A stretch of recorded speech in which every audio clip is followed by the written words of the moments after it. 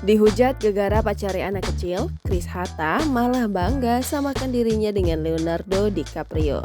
Kepada awak media, Chris Hatta pernah mengaku menjalin hubungan asmara dengan seorang wanita yang usianya berbeda 20 tahun darinya.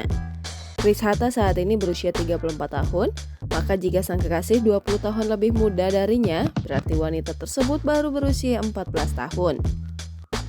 Chris Hatta menyebut kekasihnya yang masih di bawah umur itu mudah untuk diberikan arahan.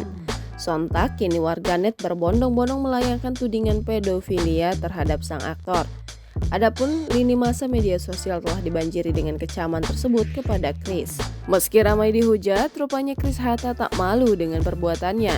Mantan kekasih Hilda Fitria itu bahkan menyamakan dirinya dengan aktor Hollywood Leonardo DiCaprio. Sekadar informasi, saat ini Leonardo DiCaprio digosipkan tengah menjalin hubungan dengan model yang usianya lebih muda darinya